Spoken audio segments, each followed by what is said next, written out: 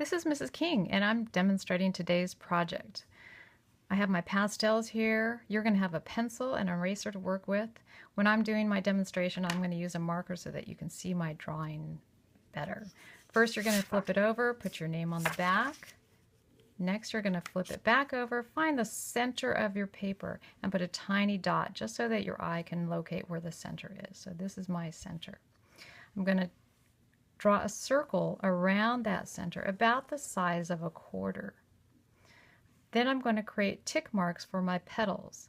So I make my first tick mark very small, and then depending on how many petals I want, I might do 1 finger width and then do another tick mark and another. Then I start with the first tick mark and I go out all the way to the edge of the page and draw my line coming back to the next tick mark. And I continue around the page drawing my petals. And I make sure that I go all the way out to the very edge of my paper. Just like Georgia O'Keeffe made really close-up flowers, we're going to be doing the same thing. So our flowers are very close up. Okay. Now we're going to take pastels and we're going to start with the center. I'm going to use a yellow pastel. And my black dot shows there, but yours won't because it'll be pencil. And if it does show, you want to erase it beforehand, before you start. I'm going to take my black, and only with the circle of the center I'm going to do a little bit of a zigzaggy line, just covering up that line to emphasize the middle. Next, I'm going to take my darker of the two hues that I've chosen, and I'm going to go right from that black line, and I'm going to color in about 1/3 of the petal. So this is 1/3, 2/3, 3/3. Similar to that. And you can touch the black and bring it out a little bit. And then you're going to continue to go around the rest of the flower before you switch colors. Then you're going to take your next lightest color. In this case, this is the orange, and I'm going to color in the next 1/3 of my petal. Okay. And I'm really going to push hard, especially when I get close to this red color, because that's where the magic of oil pastels comes in. It blends it, it smooths it out. And finally, I'm going to take my white. I have a little bit of yellow on that white, so I want to make sure that I wipe it off.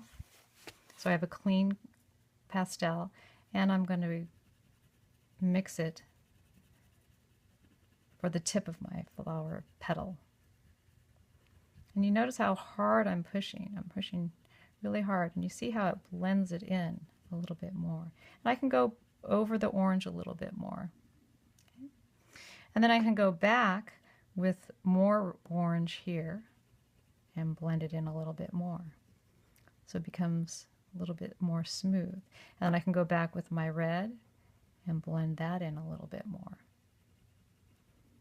And just keep working on your petal until it has the look that you are trying to achieve.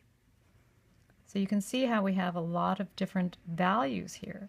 We go from very, very dark to medium to light, and it gives the petal a more lifelike look. So then you're going to do that all the way around your flower.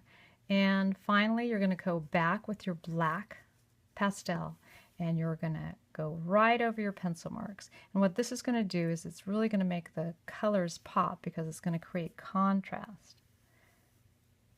And you're going to continue around your flower like this, once everything's filled in.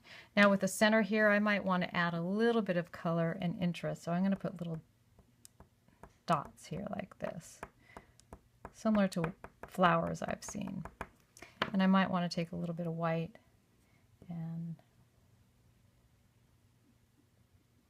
add a little bit of color here just to make it a little bit less like a yellow circle and more like the inner portion of the flower. You notice I didn't wipe off my pastel, and so I got a lot more orange on there than I wanted. So you want to make sure that you wipe it off with your paper towel or your tissue.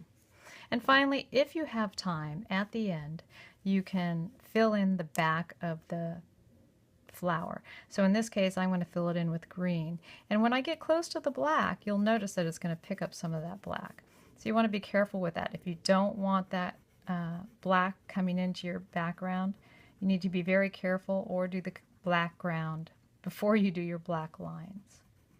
In this case, I actually like the idea of the black getting into the green a little. I think it adds a little bit of interest. And then I'm going to fill in the rest of the drawing, the painting there. And there you have it, your Georgia O'Keeffe flower.